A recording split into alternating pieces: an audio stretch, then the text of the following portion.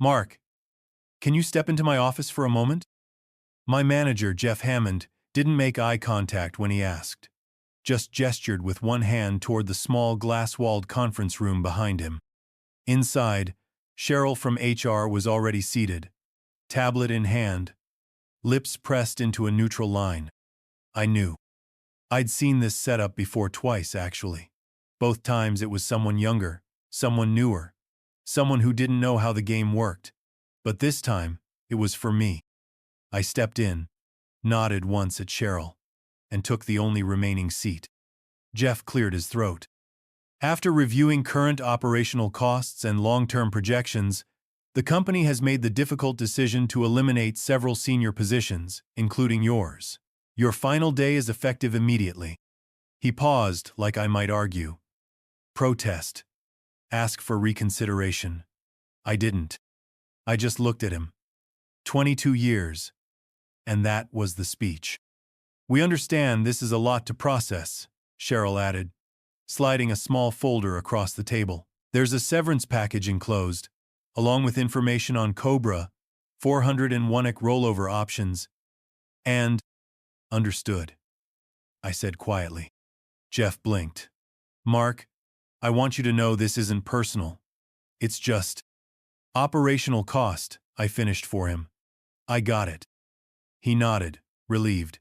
Coward. Back in 2002, I was one of the first 6 engineers hired when the company still operated out of a converted warehouse near the river. I wrote the software no one remembers, but everyone still uses. I stayed through 4 CEOs, 2 economic crashes, and a ransomware scare that nearly sunk the company. I trained Jeff when he was still a junior PM with oversized suits and an even bigger ego. Now I was being handed a folder and asked to clear my desk before lunch. We'll need your badge, Cheryl said. I took it off, set it gently on the table and stood. Anything else? No, Jeff said quickly. Thank you, Mark. I walked out without looking back. No handshakes, no applause. Just the sound of my shoes against the tile and the dull weight of a man being erased like a whiteboard after a meeting that ran too long. I packed slowly. Not because I needed the time, but because I wanted to remember everything exactly as it was before they rewrote the story without me in it. The office was quiet. Too quiet. Word had already spread. No one said anything, but I could feel the glances from across the room, the looks that flicked toward me, then darted away like I might break if held in place too long. They didn't know what to say. I didn't expect them to. My name's Mark Rains, 58 years old, senior systems architect, or at least I was, until 40 minutes ago. I'd been here since I was 36. I missed my son's 3rd birthday to fix a server crash in the middle of a snowstorm. I worked every Thanksgiving from 2007 to 2013, kept the systems online, while others carved turkey. I never asked for promotions, never needed recognition. I did the job, quietly, reliably. I slipped the framed photo of my wife and kids into the box, a cracked ceramic coffee mug my daughter made in 2nd grade, a jar of dry roasted almonds, 1 plant, dead leaves curling at the edges. Fitting. Nobody came over. Not even to fake it. I didn't mind. They were good people just scared. Some of them had worked under me, learned from me. Now they saw what loyalty bought you in the end. As I picked up the box, I caught a glimpse of Jeff watching from his glass office, pretending not to. He looked relieved, like a problem had solved itself. 22 years. I paused at the threshold, took one last look around. The blinking server lights, the soft hum of a world I'd helped build, now moving on without me. I didn't cry. I didn't rage. I walked out with steady steps and no regrets. What they didn't realize, what Jeff, Cheryl, the execs upstairs with their buzzwords and blind spots had never noticed, was that I didn't just build the systems. I documented them, monitored them, protected them. And when you build something right, you also know where the cracks are, the seams, the vulnerabilities. I set the box in the passenger seat of my truck, turned the key, looked back at the building one last time. They thought they erased me. But I still had the blueprint. The company didn't always have sleek glass walls and espresso machines in the break room. When I started in 2002, it was just 6 of us sharing a cramped industrial loft 2 blocks from the train station. The HVAC rattled, and our servers sat in a dusty storage closet we optimistically called the data center. Back then, I did everything: network mapping, endpoint security, database management, even ran cables through ceiling tiles myself. No one had titles. We just worked. And when something broke, it was me they called. I wrote the first version of our internal CRM, cobbled it together over a long weekend because our CEO couldn't track client billing. That code patched, updated, reskinned still ran under the hood today. Most of them didn't even know it. They just clicked icons I built a decade ago and assumed they'd always been there. I wasn't the loudest in the room. I didn't give TED-style presentations or wear slim-fit suits. I wore polos, sat in the back of meetings, took notes. While they chased growth hacks and branding overhauls, I kept the lights on. 4 CEOs came and went. Each one brought a new vision, a new mission statement, a new round of consultants who told us how to restructure for efficiency. But they all leaned on me eventually. When systems crashed, when vendors bailed, when data was almost lost for good, I fixed it. Quietly, without applause. There were rebrands too. Remember when we were DataForge? That one lasted 11 months. Before that, it was Catalyst Works. Same company, same backend, same guy keeping it running. Me. I stayed through 2 mergers. Migrated systems from different platforms while others debated which logo looked best on LinkedIn. Nobody cared how the engine ran as long as it ran. And I made sure it did. Now I was gone. Just like that. No farewell email. No handshake from the new CEO. Just an erased login and a boxed-up life. But here's the thing. When you build the infrastructure, when you know every dependency, every hidden switch and redundant loop, you're not just a piece of the system. You are the system. They may have replaced the face of the company. But the skeleton? That was mine. The changes started subtle. At first, I blamed myself. Maybe I was slipping, forgetting something, missing a step, but the pattern was too deliberate to ignore. One Monday, I logged in to find my admin rights slightly restricted. Nothing major, just lost visibility to the new vendor portal. Access migration, they said. Standard procedure. Except I built that portal. There was no migration. A week later, I was left off a meeting invite for the quarterly infrastructure review. It used to be my meeting. Suddenly, it was being led by a junior dev who still asked me which switch to reboot when things lagged. Project assignments shifted too. Work I'd handled for years started landing on the desks of newer hire-sharp kids, but green. And I wasn't being looped in. At first, I thought maybe it was oversight. Then I realized it wasn't. I started getting high-level summaries instead of raw logs. Security protocols I'd written were being evaluated for modernization. A consulting firm had been brought in to audit our systems without my knowledge. Their lead? A smooth talker named Bryce or Blake, something with perfect hair and too many buzzwords. The kind who said things like synergize and tech debt, while smiling like he just reinvented oxygen. They didn't tell me to step back. They just stopped inviting me forward. Even Jeff started to shift. Emails went unanswered a little longer. Let's circle back became his go-to phrase for brushing me off. He started calling the team digital ops instead of IT. Started referencing the future of infrastructure in meetings where my name was never mentioned. I wasn't paranoid.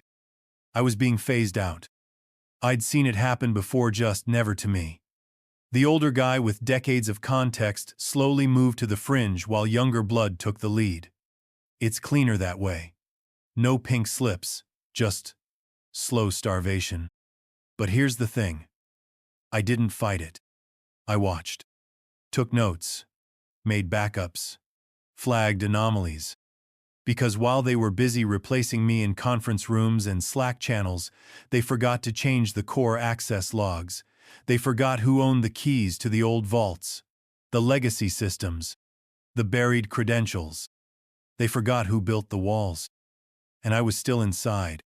The house was still when I got home. Andrea was out running errands, like always on Fridays. I set the cardboard box from the office on the dining room table, but didn't touch it again. Instead, I walked down the hall to my study, what used to be the guest bedroom before I converted it years ago. The door clicked shut behind me. The room smelled faintly of printer toner and dust. Comfortable. Familiar. I sat at the desk and pulled open the bottom drawer. Behind a stack of old user manuals and a retired mousepad was a black metal case the size of a paperback. Inside were 3 encrypted hard drives, small, solid, quiet. I plugged the first one into my laptop and entered the key sequence. The LED flickered once, then pulsed steadily. Access granted. Years ago, during a compliance scare involving user data retention, our general counsel asked me to implement system-level audit trails, real-time monitoring, access logs, deep activity records across every department. The kind of stuff that made legal teams sleep better at night. No one ever asked if I turned them off. I didn't. Instead, I maintained them, updated them, backed them up quietly, regularly, methodically, because I knew what kind of company this could become if no one was watching. And I'd been around long enough to see good intentions decay into shortcuts and quiet deals. The first folder I opened was labeled Watchtower. Inside, access logs, privilege escalation histories, and alert flags from the last 6 years. I started reading. Times, IP addresses, terminal commands, deleted logs, restored versions. None of it screamed foul play at first glance. But I knew what to look for. I'd spent more time with this data than most people spent with their spouses. I leaned back and exhaled slowly. They thought I'd walk away clean. But I never left anything to chance. And now I had time. It took me 3 hours to find the first red flag. A vendor named Northgate Systems LLC had been receiving monthly payments for server maintenance and security consulting. The amounts were just below the automated approval threshold. Smart. Stay under the radar. But the name, I didn't recognize it. Not from any onboarding doc, procurement thread, or vendor meeting. I cross-checked the business registration. Northgate had been formed 18 months ago. Its listed address? A UPS mailbox in a strip mall on the edge of town. I dug deeper. The invoice attachments were professionally made, with itemized lists that sounded legitimate to the untrained eye. But they weren't. Not really. Some of the line items referenced deprecated systems. Others referenced services I knew we never used. Inflated numbers. Vague descriptions. Regular cadence. Classic laundering pattern. I flagged 5 more companies with similar structures. Different names. Same tactic. Slightly different fonts in the invoices, like someone was trying to throw off a match scan. All of them were created within a 2-year window. All were pulling funds through our IT infrastructure budget. One of them, Blue Crest Technical Partners, listed a board member named Garrett Loomis. I blinked. Garrett was our current VP of Operations. I opened another report. This time, the approval signatures were digital. My stomach turned. There it was. Jeff Hammond. My boss.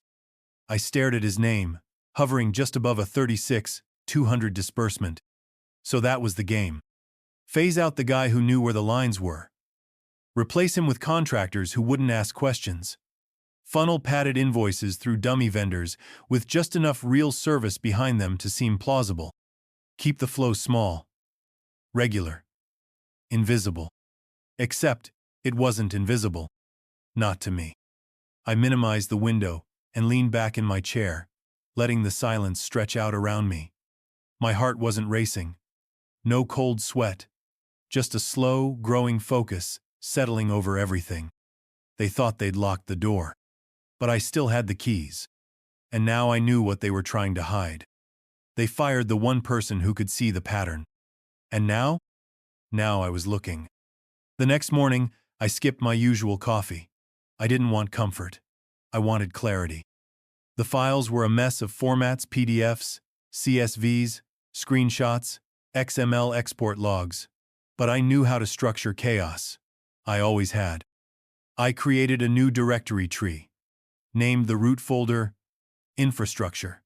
Inside, subfolders by department, then by date, then by document type. Financials, access logs, approvals, vendor agreements, email exports, internal memos. All dated, all clean.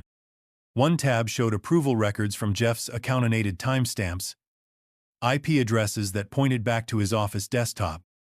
Another folder contained contract PDFs, signed by Garrett Loomis, for shell vendors with no staff, no office, no website. I included everything: edit history, metadata, digital fingerprints. I wasn't just building a case. I was building a narrative. I encrypted the main archive with AES 256, then split it into 3 copies. One on a flash drive, now living inside a book safe in my office, one in an encrypted cloud storage vault with rotating keys, and one burned to a physical disk, labeled with nothing more than a date, and slipped into Andrea's old jewelry box. Redundancy wasn't paranoia. It was protection. I also printed the most damning documents, just a few pages. Not for the authorities, for me. Seeing it in ink made it feel heavier. Real.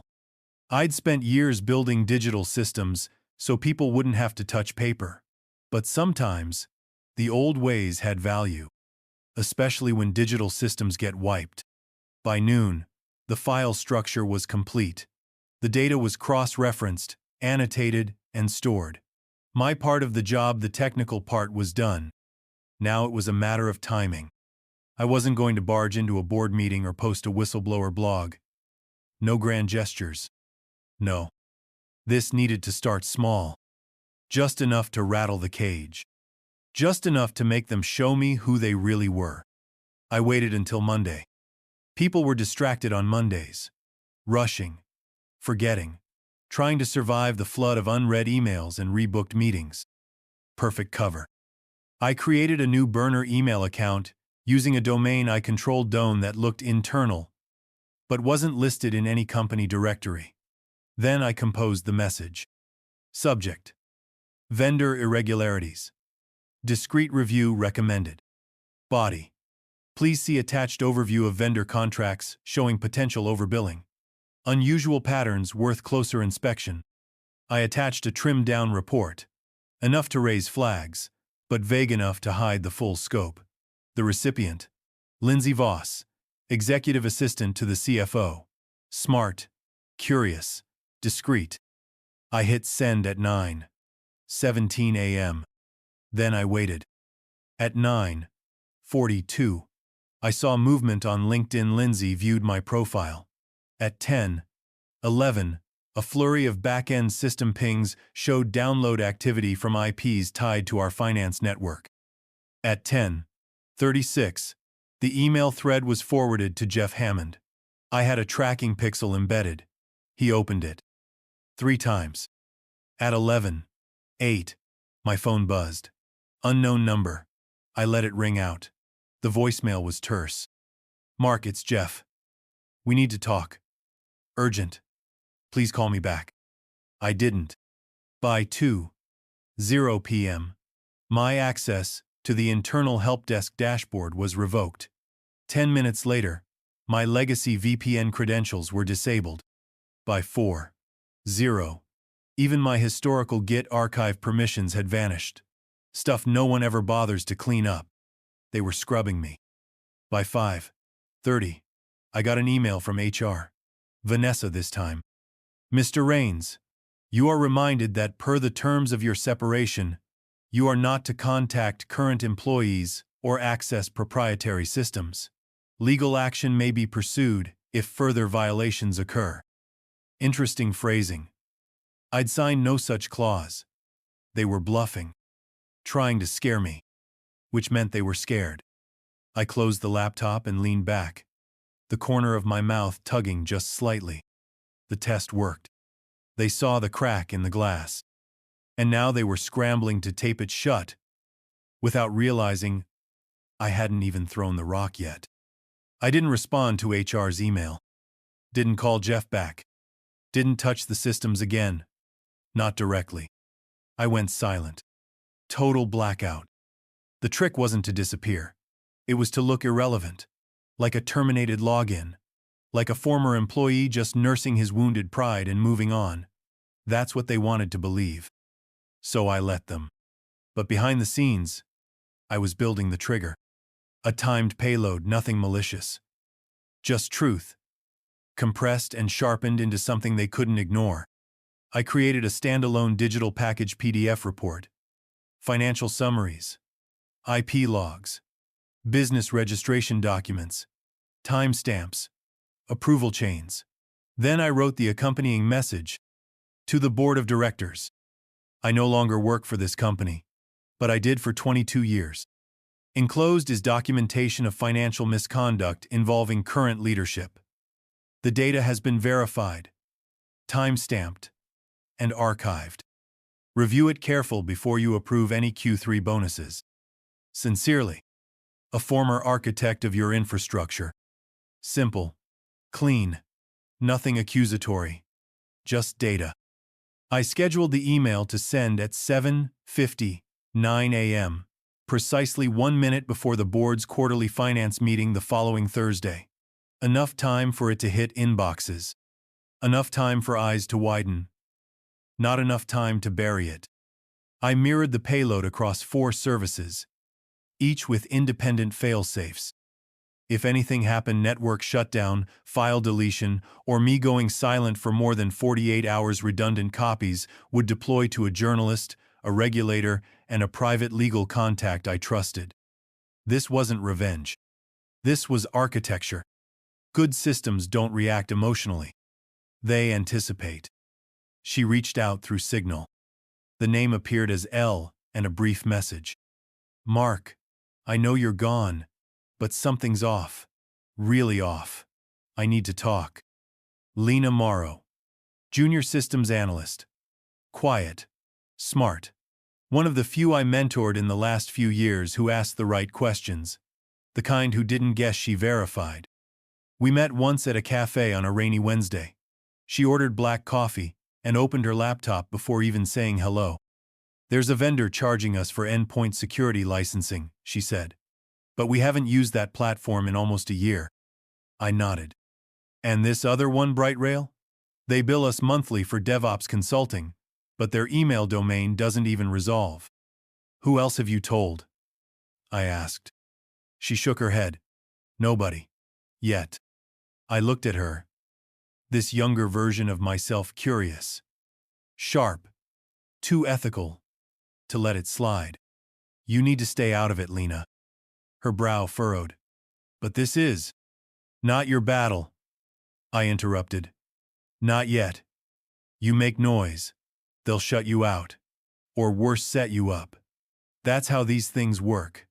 Be patient. Watch. Document. Nothing more. She hesitated, then nodded. I've got something in motion, I said quietly. You'll know when it lands. As she packed up her bag, I could see the frustration on her face. But she understood. There's a difference between seeing the problem and knowing how to pull the thread. She wasn't ready to pull it, but I was. Thursday dawned cold and gray. Perfect. I sat on the porch with a mug of coffee.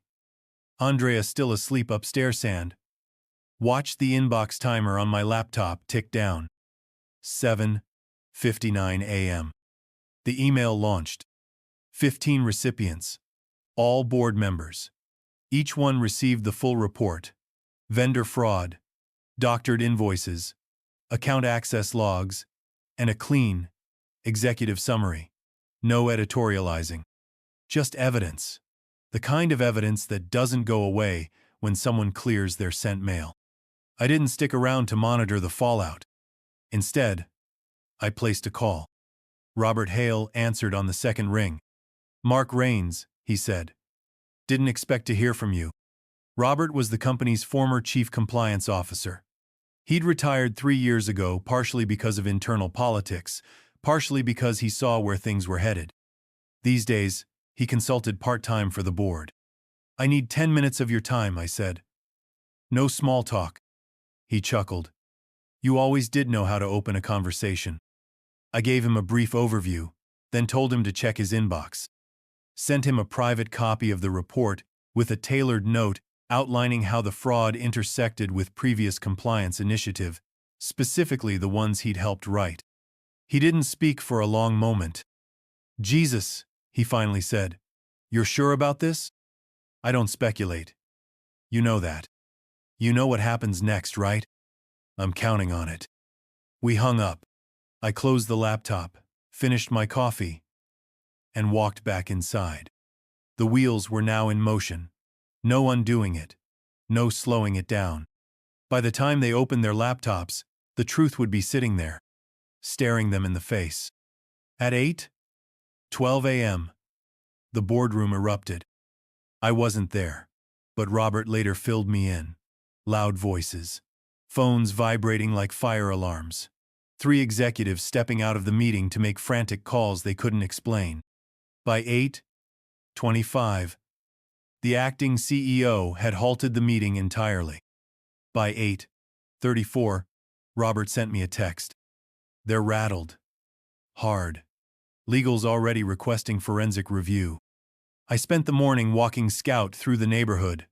Quiet blocks. Crisp air. The strange calm before institutional implosion. By 9:17, Jeff Hammond was placed on administrative leave, pending investigation. Garrett Loomis followed. 2 hours later, the consultant, the one with the hair and the buzzword had his contract suspended and his credentials revoked. By 10:00 a.m., I got a call. Unknown number. Direct line. I answered. "Mr. Rains, this is Evelyn Tran, board chair. We'd like to speak with you at your earliest convenience. Today, if possible." Her voice was composed, but I could hear the pressure behind it like someone trying to hold a dam with duct tape. "I'm available," I said, "but I don't do conference rooms anymore." "Understood," she said. "Private setting. No legal counsel. Just clarity. I'll need written confirmation of that. It's already in your inbox." She was good, efficient, dangerous in the right way. I hung up and sat still for a moment. They weren't just reacting now. They were recalibrating, and they wanted me in the room. They met me at a neutral location, a private conference room in the downtown Westbridge, building the board used for off-site strategy sessions. No HR. No legal. Just 3 board members, Robert Hale and Evelyn Tran, at the head of the table. "Mr. Rains," she said as I stepped inside. "Thank you for coming." "Why?" I didn't shake hands, just nodded. Robert gave me a small, knowing look, half apology, half respect. The table was already set.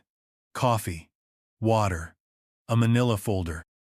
"We've reviewed your documentation," Evelyn said. "Forensic analysis is ongoing, but early reports confirm what you presented." I said nothing. Let the silence make its own shape. She opened the folder and slid it across to me. "We'd like to offer you a new position, Chief Ethics and Systems Oversight Officer. Executive level. Autonomous. You'd report directly to this board, with full access and approval rights across all technical, financial, and operational infrastructure." I scanned the page. Clean terms. No fluff. They weren't just rehiring me. They were admitting they'd made a critical miscalculation. I closed the folder but didn't pick it up. "What happened wasn't just financial negligence," I said. "It was cultural. You cultivated a leadership layer that rewarded silence. That won't be fixed with a new title." Evelyn nodded. "That's why we're offering the authority to fix it." Robert leaned forward. "No illusions here, Mark. We need someone who won't flinch when the next threat comes."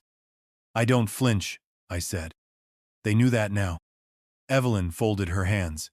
Take 24 hours. Let us know. I stood. You'll have my answer tomorrow.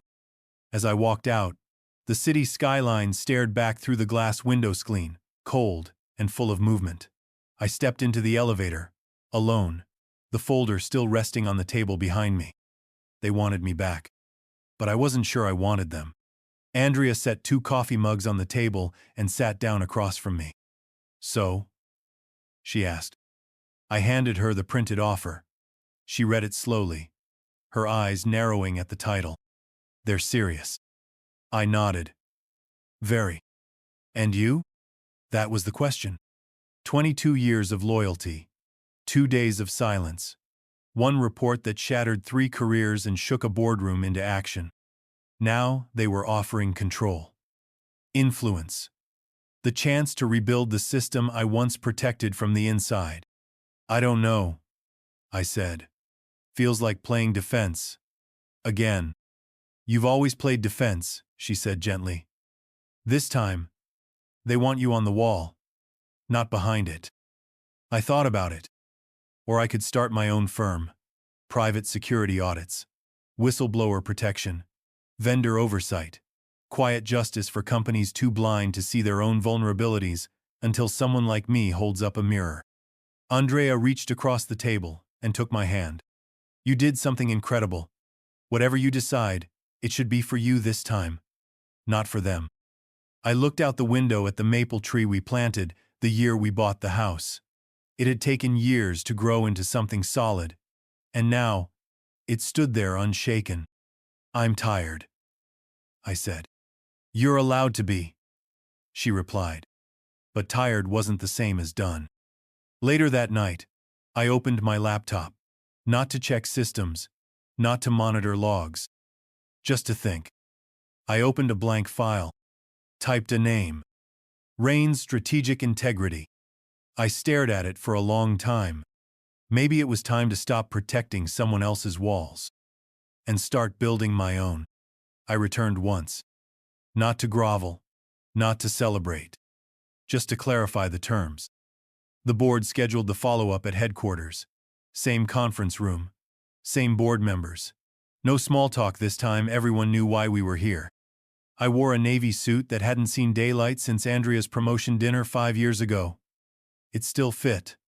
The room went quiet when I entered. Evelyn Tran stood. Mr. Rains. I raised a hand, calm but firm. Let's skip the formalities. She nodded and gestured to the seat at the end of the table. I sat, opened my folder, and laid out my conditions. Full transparency across all digital and financial operations. That includes legacy systems. No closed-door restructures. No internal silos. They scribbled notes. Independent audit authority. External firms of my choosing. Quarterly reviews, not annual.